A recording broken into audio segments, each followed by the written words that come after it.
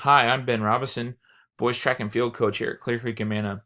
This video will serve as our 2018 season team and parent meeting. I appreciate you taking a couple of minutes to watch it. As we've gotten all the boys at practice now, and a couple of solid weeks under our belt, I'm very excited and very happy, very pleased with the makeup of our team. We have a great mix of youth with new faces and very solid returners. We're going to be able to score a lot of points in a lot of different areas this year. I'm very excited about the possibility, and really this could shape up to be one of the more successful seasons we've had in recent history. Um, I'm happy to announce some of the coaching staff changes that we've made. We've added Coach Baker as our assistant head coach, and he comes to us with great experience and knowledge with other programs around the state as the head coach at Pleasantville and as assistant coach at West Des Moines Valley. Coach Litterer and Coach Vogel will both be returning for their third years as assistants, and Coach Vogel will be taking over the junior high boys program once they get fired up later this month. Coach Bullers has also joined the staff as our throws coach, and we're very excited to have him and his knowledge of shot put and discus. With all the new faces and all the newcomers, I'd like to just take a second and go through our program philosophy. We use a collegiate training system, which basically just means that our kids are going to compete one time per week. This allows us more time to focus on true speed development and technical and work on those technical events in a more relaxed but purposeful way. All of our focus is on success during the championship season, which is the two WAMAC meets, the district meet, and the state championships if we have kids there. That doesn't mean that we don't care about the meets in March and April. We just don't put the emphasis on winning those meets. All of our focus there is going to be on May. If we do the right things and if we are improving the way we should be, the things like individual relay and team titles at meets in April will kind of take care of themselves. One kind of point of emphasis here, we will never go to a meet or enter a race or an event to set a record. Those in our philosophy, those are not goals. They're points of celebration. So when they happen, we're absolutely going to celebrate them. But we won't purposefully put those together specifically to break records or even to win events at track meets. Like I said, if we're doing the right things and we're improving like we should be, those things will just take care of themselves. The kind of big part of our program philosophy is we believe in the total program, quality training and a sound training progression, and those are kind of coaching staff things, but also an emphasis on strength and conditioning. Our kids are going to lift 3 times a week, basically. Diet, which is very which we need a lot of help with from the parents, and specifically, and one of the more neglected things is proper rest. The rest phase of specifically track and field and maybe other sports like cross country and swimming, rest is just as important as the training the training and practice. So it's really important that when we have off days, that our kids are getting enough rest and letting their bodies kind of repair and rebuild and putting us in the best position we can to be successful. I want to just take a second to talk about the meet schedule. Like I said, our kids are going to compete once a week. Now, that is kind of confusing with the meet schedule that we have because the meet schedule we have is kind of full. We have a few weeks where we have 2 meets, and most of them are on Tuesday and Thursday or Tuesday and Friday. On those weeks, we will run a split squad. Basically, we call one group of kids the white squad, the other group of kids the blue squad. For the most part, the white squad is going to be the younger boys, and they'll pretty much compete on the early week meet. And the blue squad is going to, for the most part, be our older guys, which will compete in the later week meet. We will post those travel rosters with hopefully tentative lineups, which could absolutely change on Sundays. And we'll do that via email, and we'll make sure the kids are all very aware of which meet they're going to that week. In an effort to try to help the environment and go paperless, I've not printed handbooks this year. They are available online, and I'll show you where to get those in just a second. But I just wanted to go through a couple of the handbook highlights. Attendance is a point of emphasis for us. Everything that's on the Ccatf calendars are basically mandatory team events. Those are practices, lifts, things like our clinic later in the spring. Those are all mandatory. I understand that things come up, and I'm happy to be flexible so long as communication is upfront and honest. Obviously, illnesses, school absences because of illness are excused absences. Bereavement and emergency situations, those are going to be excused absences. Prearranged college visits and predetermined fine arts conflicts, like we have some band conflicts. We have some kids that are in the musical, which is pretty cool, and we'll be flexible with those so long as everyone's kind of on the same page and we're out in front of it.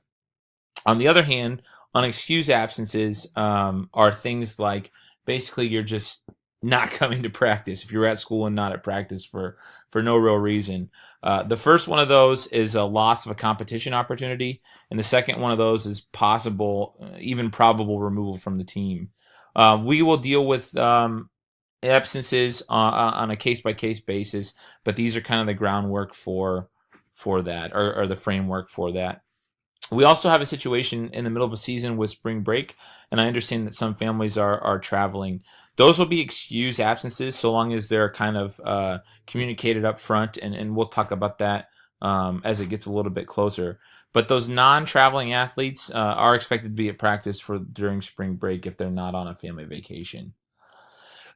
Uniforms are still in pretty good shape, and we still have another year in those, both our uniforms and our warm-ups. If you would please launder those in cold water and hang dry, that would be appreciated.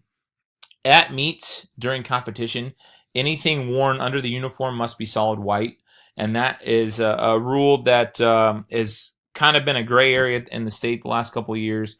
So we're just going to eliminate all confusion. Anything that we wear under our uniforms have to be solid white. As far as meet conduct goes, really the only thing I ask is that your kids that our guys are, good teammates, and that they're staying until the end of the meet until we can get a breakdown in, a cool down in, and any meet announcements. We will have some practices that are off-site. Basically, those are either at the Amana Pool or out at Kent Park. When we have those, school bus will be provided. And I expect that all guys are riding the bus both to practice and back to the high school, unless another arrangement has been made before practice time. An exception to that is Amana kids. If Amana kids, I can't imagine that Amana kids would need to drive back to Tiffin on the bus in order to drive home to Amana if we practice at the Amana Pool. So we'll deal with those situations that come up. This is not in the handbook, but I just wanted to discuss Multisport Athletes. We absolutely support Multisport Athletes, and in fact, almost all of our coaches are Multisport coaches. Multisport Athletes are great, and we love it. We will go out of our way to support this, and we will be the speed development crew for the other sports. I just ask that while we're in track season, that track is the first priority. I by no means am discouraging AAU or travel programs or leagues or anything like that. Just know that the expectation is that those kids are at practice when they are at track practice if it's on the calendar. We do have a handful of guys that are going to be dual sport athletes this spring with both soccer and golf, and we will have a predetermined schedule for them, and that will be communicated kind of as that gets closer. The one kind of big thing here that I want to ask is that after May 1st, for those 2 weeks of championships season, 3 weeks if we get to the state championships, that from May 1st on, the focus is strictly on track, and that we kind of tone down the travel balls and that kind of thing. we've got in the past gotten to a situation where we've gotten to May and our kids have been frankly burned out because they're doing too much at one time. So from May 1, I asked that we just focus on Clear Creek and Mana Track. And the exception to that would be if your kid's if our guys are out for high school baseball, I will work with Coach Henry to come up with a schedule for that with that overlap. I appreciate your efforts with that. When needing to communicate, the best way to get a hold of me is through email. I'm in a couple of different spaces at the middle school. I'm usually not in my office very much. Not only that, but I have terrible cell phone reception in the middle school. So the best way to get a hold of me is via email, and then I can return the contact there. I've also set Remind one-on-one line text lines up for both parents and athletes. There's 2 different lines. We're on Twitter and Facebook. Please check that out. Like us. Follow us. There's some good information there. And I'm really proud of this. Our Ccatf webpage, which I'm going to show you now, has a ton of information.